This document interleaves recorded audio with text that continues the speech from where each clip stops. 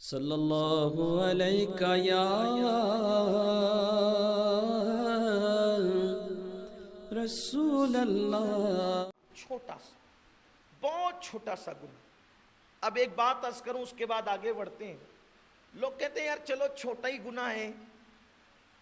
سیدنا فاروق اعظم کا قول ہے کہ تم گناہ چھوٹا کرو یا بڑا کرو، دھیان دینا، بہت دھیان دینا۔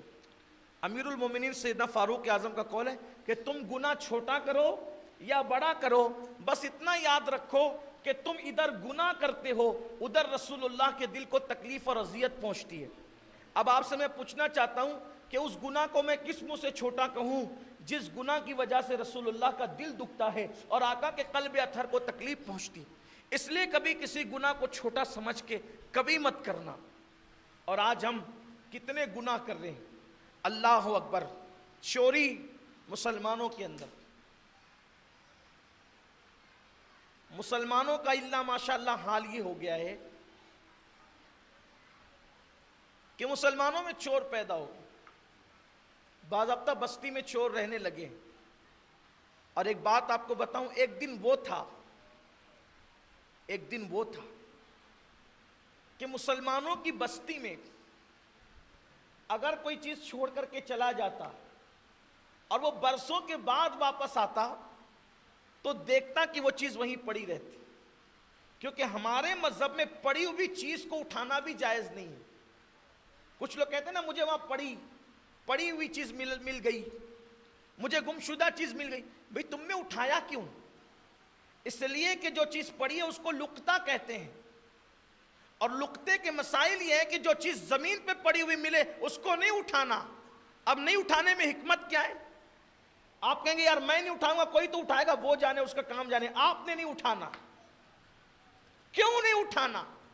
پڑی ہوئی چیز کیوں نہیں اٹھانا؟ حکمت کیا ہے؟ حکمت یہ ہے کہ جس کی چیز گر گئی اس کو پتا چلے گا کہ میری چیز گر گئی ہے تو وہ ڈھونڈتے ڈھونڈتے آئے گا، تو تم تو اٹھا کر کے چلے گئے، اس کو کہاں ملے گی؟ چھوڑ دو وہیں۔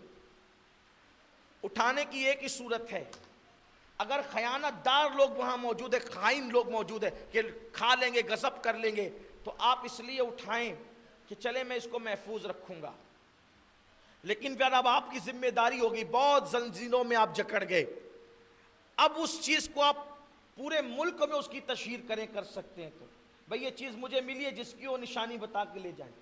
اور اگر آپ اس کو مسجد میں دینا چاہیں تو نہیں دے سکتے، مدرسے میں دینا چاہیں تو نہیں دے سکتے، کسی غریب پہ صدقہ کرنا چاہیں تو نہیں کر سکتے، بس آپ کو اس تک پہنچانا ہے، ورنہ قیامت کے دن آپ سے پوچھا جائے گا۔ البتہ اب وہ چیز ضائع ہونے کا اندیشہ ہے، پڑی ضائع ہو جائے گی، تب یہ ہے آپ اس کو بیچ دیں، بیچ کر کے اب آپ مسجد مدرسے میں دیں، لیکن پھر وہ ڈھونڈتے ڈھونڈتے آپ کے پاس آ گیا کہ بھئی میری چیز تھے مجھے دے، آپ کہیں میں نے مسجد میں دے دیا، کہا نہیں میں تو تجھ سے لوں گا، آپ پہ فرض ہے آپ اس کو تاوان بھریں گے۔